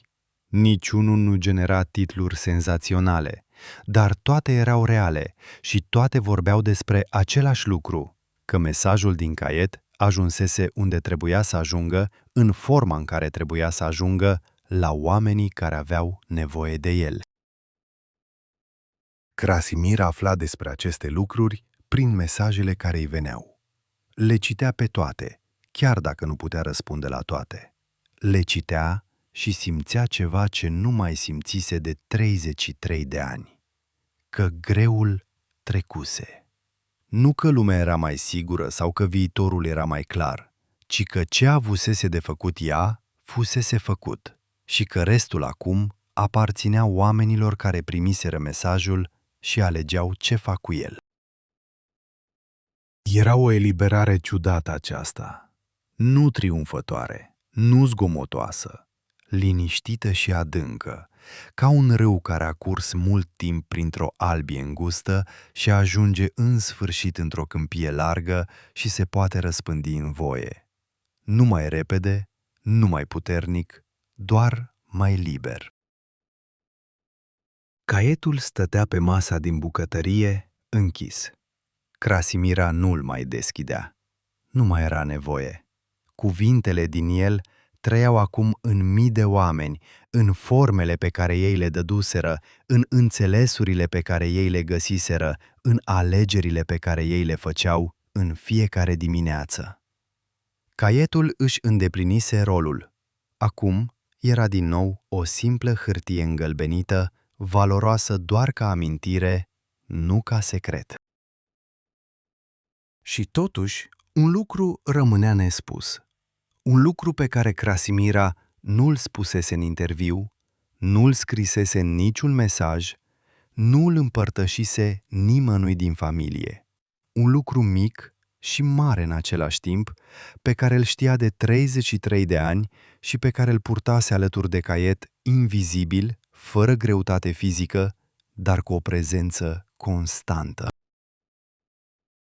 La sfârșitul dictării din acea vinere mare, după ce Vanga terminase, după ce spusese că ușa va fi deschisă și că fiecare om are propria lui ușă, după ce tăcuse brusc și sorbise din ceaiul rece, mai spusese un singur lucru. Un singur rând pe care Krasimira nu îl scrisese în caiet pentru că nu apucase, pentru că pixul îi alunecase din mână exact în acel moment și ea nu mai putea scrie, ci doar asculta. Un singur rând pe care îl ținuse în minte, nescris nicăieri, nerostit nimănui, purtat ca o a doua cheie invizibilă la gât, alături de cele două care deschideau geamantanul. Vanga spusese, cu vocea aceea joasă și lentă, după o pauză lungă, și tu vei trece prin ea și vei vedea ce-am văzut eu. Și atunci vei înțelege de ce am plâns. Nu de tristețe, ci de bucurie. Krasimira nu știuse ce să facă cu acel rând timp de 33 de ani. Nu știuse dacă era o profeție pentru ea personal sau o vorbă de încurajare sau ceva adresat tuturor celor care vor citi caietul. Nu știuse dacă ușa pe care o menționase Vanga era aceeași cu cea din profeția mare sau una diferită, personală, a ei. Dar în acele zile de început de martie, în acea primăvară timpurie de la fereastra apartamentului din Sofia, cu telefoanele venind din România și din toată lumea, cu mesajele de mulțumire și de trezire și de întoarcere, Krasimira începea să înțeleagă că poate ușa ei nu era la 12 aprilie, că poate ușa ei era chiar aceasta, chiar acum. Chiar în aceste zile în care în sfârșit lăsase greutatea jos și simțea că poate respira cu plămâni întregi pentru prima oară după decenii. Că trecerea ei prin ușă nu va fi cu trâmbițe și cu lumini, va fi cu o ceașcă de ceai de mușețel la fereastră, cu soarele de primăvară pe față, cu zgomotul îndepărtat al orașului și cu conștiința liniștită că a făcut ce trebuia. Că ușa ei arăta exact ca dimineața aceea, exact ca viața ei simplă și obișnuită, văzută cu ochii unui om care a înțeles în sfârșit că simplul și obișnuitul sunt cel mai mare dar pe care îl primești. Și poate că aceasta era pentru fiecare om în parte lecția cea mai profundă a caietului. Nu ce se va întâmpla pe 12 aprilie. Nu care sunt cele 7 țări, nu cum arată lumea nouă de cealaltă parte a graniței, ci că granița nu este un eveniment exterior pe care îl aștepți. Este un moment interior pe care îl trăiești când ești gata. Și că pregătirea pentru acel moment nu se face cu provizii și cu planuri, ci cu iubire dată, cu iertare acordată, cu prezență oferită celor din viața ta în fiecare zi obișnuită pe care o ai la dispoziție. Că fiecare zi obișnuită este de fapt o ușă. Că te poți trezi în fiecare dimineață în lumea veche sau în lumea nouă, în funcție de ce alegi să pui în ziua care tocmai a început. Că Paștele din 12 aprilie nu va face altceva decât să confirme la scară mare și vizibilă ceea ce mii de oameni vor fi ales deja în liniște în casele lor în zilele de dinainte. Și că Vanga plânsese nu pentru că văzuse suferința lumii, ci pentru că văzuse cât de mulți oameni vor alege bine, cât de mulți vor trece prin ușa lor cu inima deschisă. Cât de mare va fi în fond această întoarcere la ceea ce omul a fost dintotdeauna și a uitat uneori că este. O ființă capabilă de iubire adevărată, de curaj adevărat, de prezență adevărată în propria viață. Aceasta fusese viziunea care o făcuse să plângă, nu dezastrul, frumusețea. Zilele treceau cu o viteză ciudată în acea perioadă. Nu prea repede, nu prea lent.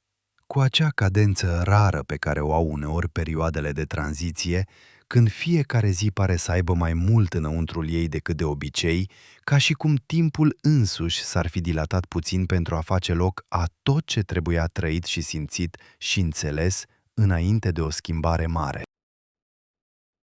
Oamenii din România observaseră asta fără să o numească neapărat.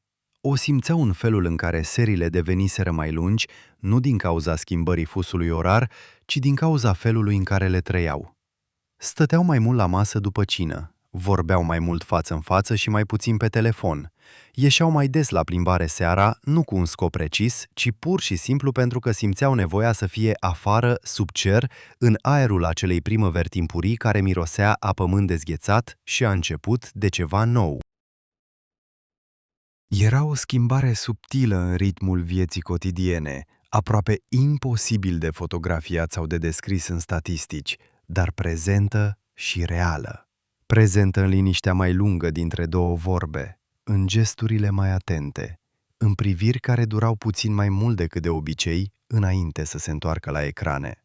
Ca și cum oamenii începuseră să practice fără să fi primit instrucțiuni exact ce descrisese Vanga în caiet. Prezența, atenția, faptul de a fi acolo unde ești, cu tot ce ești, în momentul care este. Krasimira observase același lucru în mesajele care continuau să vină din toată lumea, dar mai ales din România. Mesajele se schimbaseră în ton față de primele zile. La început fuseseră multe întrebări, multă îngrijorare, multă căutare de confirmare sau infirmare. Acum erau mai multe povești. Oameni care îi povesteau ce făcuseră, nu ce se temeau că se va întâmpla.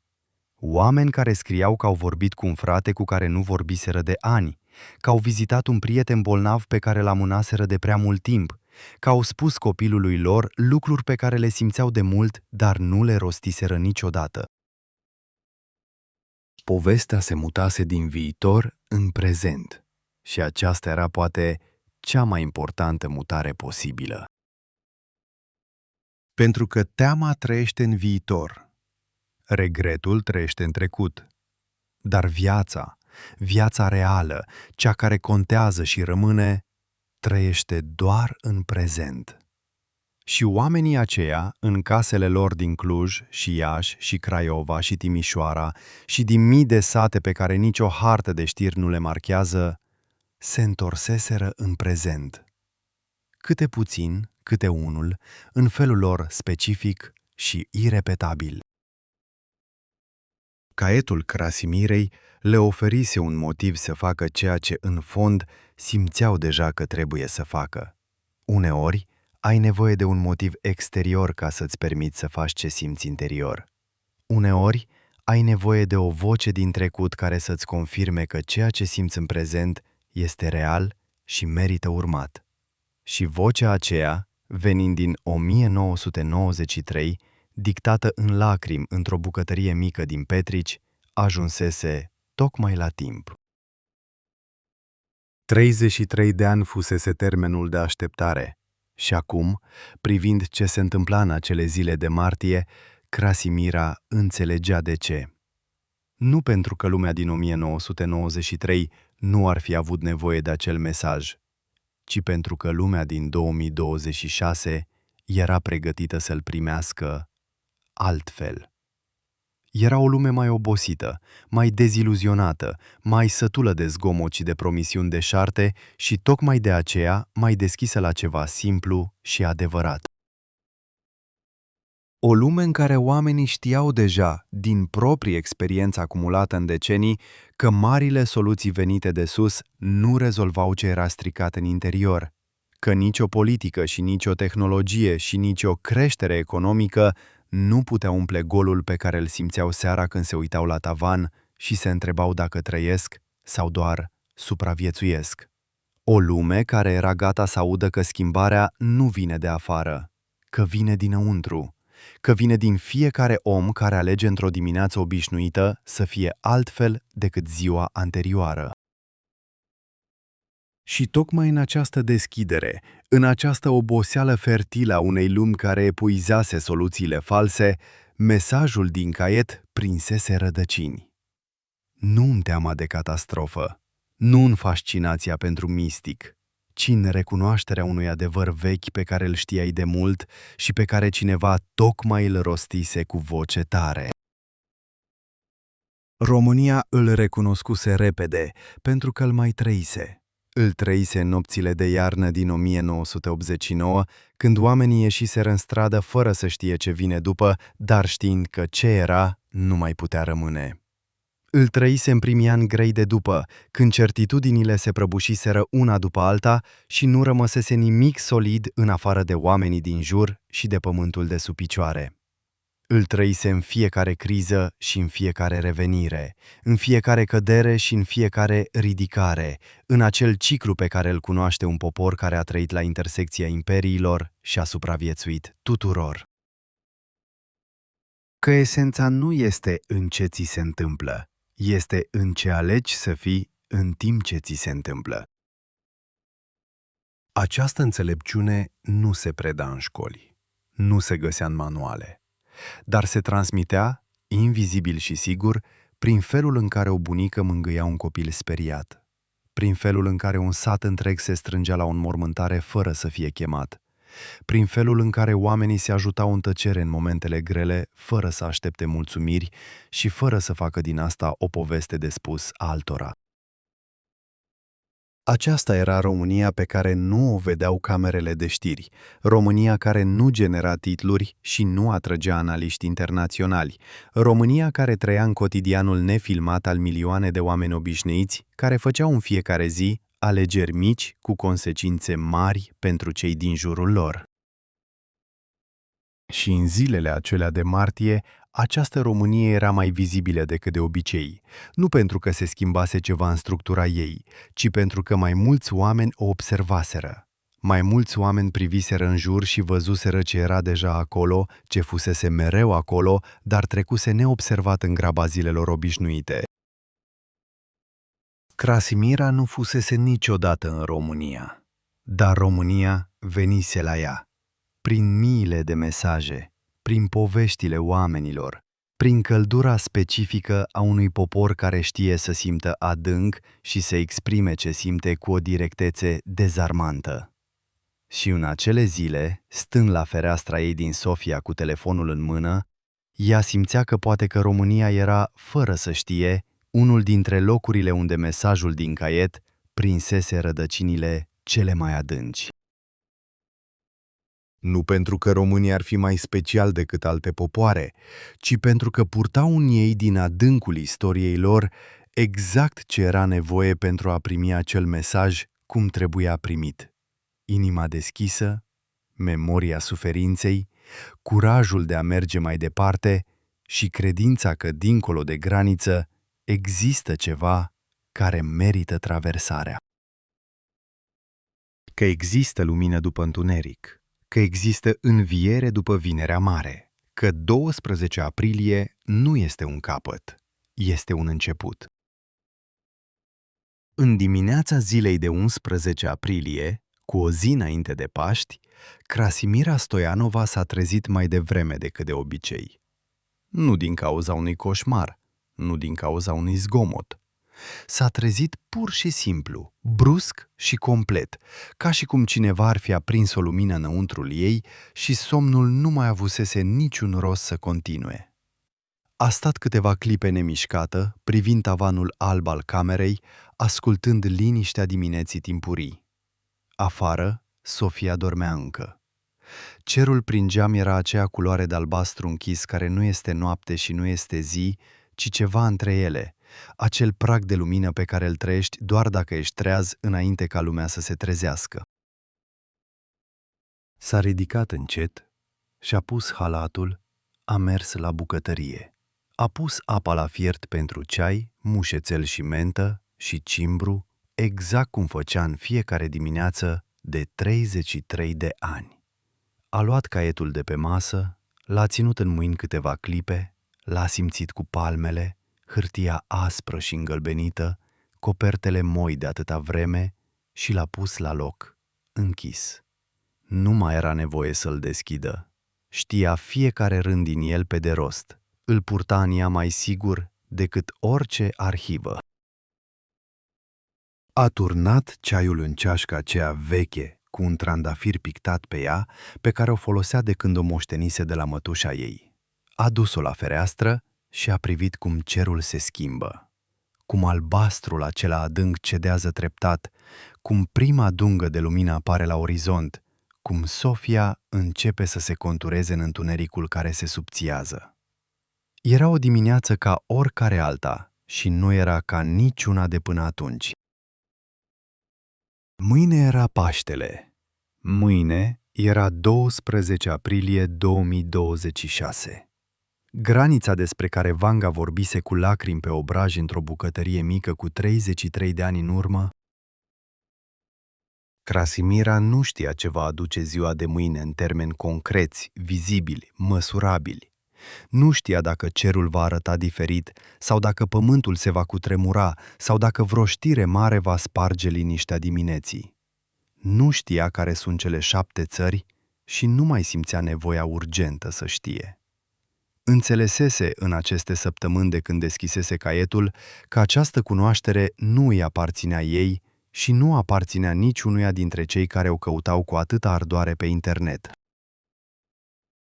Aparținea timpului și timpul avea să o dezvăluie în ritmul lui, nu ritmul nerăbdării omenești. Ce știa Krasimira cu certitudine era altceva. Știa că în mii de case din Bulgaria și România și Serbia și din toată lumea unde ajunsese caietul, oamenii se pregăteau altfel pentru Paștele acesta decât pentru orice alt Paști de dinaintea lui. Nu cu mai multă teamă, ci cu mai multă atenție. Nu cu mai multă panică, ci cu mai multă prezență. Nu cu mai multă îngrijorare pentru ce vine, ci cu mai multă recunoștință pentru ce este. Știa că în România, în noaptea aceea de Paști, când lumânările se vor aprinde și când Hristos a înviat, va răsuna de la Bucovina la Dobrogea, de la Carpați la Dunăre, vor fi oameni care vor simți acel strigăt altfel decât îl simțiseră vreodată.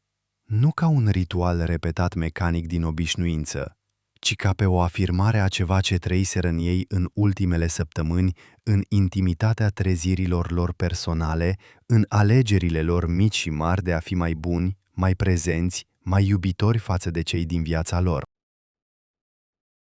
Știa că pentru acei oameni, granița nu va fi un eveniment exterior spectacular. Va fi acel moment discret și profund în care ridici lumânarea aprinsă deasupra capului și simți în toată ființa ta că lumina nu este doar în mâna ta, este în tine, că ai purtat-o acolo tot timpul, chiar și în cele mai întunecate zile, că nu a dispărut niciodată, ai uitat doar că o ai. În România, Paștele Ortodox are un ritual pe care nu îl are nicio altă sărbătoare. În noaptea de înviere, la miezul nopții, lumânările se sting.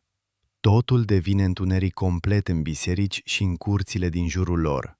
Și în acel întuneric, oamenii stau și așteaptă, nu cu teamă, cu așteptare, cu inima deschisă.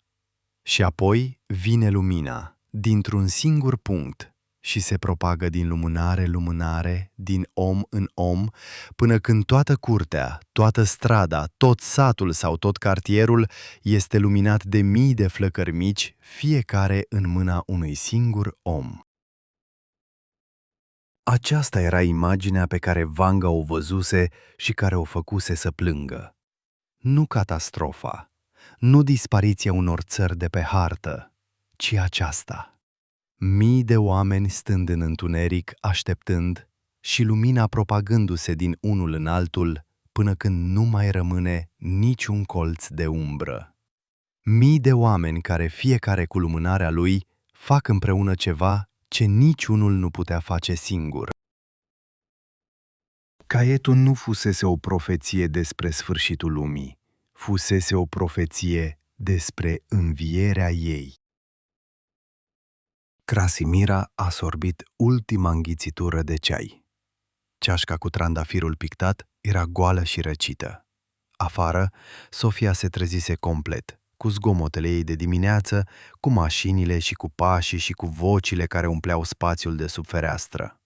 Soarele urcase suficient cât să lumineze acoperișurile și să facă ferestrele din față să sclipească. A pus ceașca în chiuvetă, a luat caietul de pe masă și l-a dus la raftul de cărți din living. L-a pus acolo între un roman vechi și un atlas geografic, la vedere, fără ascunzătoare, fără lacăte. Simplu, ca orice alt caiet care și-a îndeplinit rolul și acum se odihnește. A luat de la gât lănțișorul cu cheile. L-a privit câteva secunde, acele 2 chei mici de alamă, îngălbenite de ani și de atingere constantă, purtate zi și noapte timp de 33 de ani. Le-a pus pe raft lângă caiet. Nu le mai era locul la gâtul ei. Locul lor era lângă ce deschiseseră. A simțit în acel moment ceva ce nu mai simțise de mult. Ușurință. Nu fericire zgomotoasă, nu euforie. Ușurința aceea adâncă și tăcută care vine când lași jos ceva greu și îți dai seama că poți sta drept fără el, că de fapt ai putut sta drept tot timpul, dar greutatea devenise atât de familiară încât uitaseși cum se simte fără ea. A mers înapoi la fereastră, fără ceai de data asta, fără nimic în mâini. A stat acolo, pur și simplu, privind orașul și cerul și lumina de dimineață, cu mâinile goale și ușoare și inima la fel. Undeva în România, în sute de sate și orașe, oamenii se pregăteau pentru Paști în felul lor. Curățau casele, vopseau ouă, pregăteau mâncare, sunau rudele, aranjau lumânările pentru noaptea de înviere. Făceau toate lucrurile pe care le făceau în fiecare an, dar cu ceva în plus în ei, ceva ce nu puteau numi, dar simțeau clar. Ca o căldură ușoară în piept, care nu dispărea nici când oboseau, nici când se certau pentru nimicuri, nici când grijile de zi cu zi încercau să-i tragă înapoi în obișnuitul nesimțit. Acel ceva era trezirea. Acel ceva era prezența. Acel ceva era alegerea repetată în fiecare dimineață din ultimele săptămâni de a fi acolo unde ești, cu oamenii care sunt lângă tine, în viața care este a ta și nu a altcuiva. 12 aprilie se apropia. Granița se apropia. Dar pentru cei care trăiseră acele săptămâni cu inima deschisă, granița nu mai era ceva de traversat cu teamă. Era ceva de întâmpinat cu lumânarea aprinsă în mână și cu știința că lumina din ea este reală, că nu se stinge dacă sufli cu blândețe, că se propagă din om în om dacă o ții dreaptă și o oferi celor din jur. Vanga văzuse asta. Văzuse oamenii de cealaltă parte a graniței și îi recunoscuse. Nu ca eroi, nu ca sfinți, nu ca ființe superioare, ci ca oameni obișnuiți care aleseseră bine în zilele obișnuite care li se dăduseră înainte de ziua cea mare. Și această recunoaștere o făcuse să plângă de bucurie în acea vinere mare din 1993. Crasimira înțelesese acum de ce. Pentru că și ea îi vedea. Prin mesajele lor, prin poveștile lor, prin alegerile lor mici și mari, îi vedea pe oamenii aceia și îi recunoștea. Și simțea același lucru pe care le simțise mătușa ei. Acel amestec de tristețe și bucurie și uimire și recunoștință care nu are un nume simplu în nicio limbă din lume, dar pe care îl cunoști imediat când îl simți. Că oamenii în adâncul lor sunt buni, că aleg binele atunci când li se dă un motiv să îl aleagă, că lumea nouă nu este o utopie inventată, ci o posibilitate reală, construită zi cu zi, alegere cu alegere, lumânare cu lumânare. Că învierea nu este un mit, este o promisiune și promisiunile adevărate se împlinesc. Hristos a înviat și cu el, câte puțin câte un om pe rând, înviase și lumea.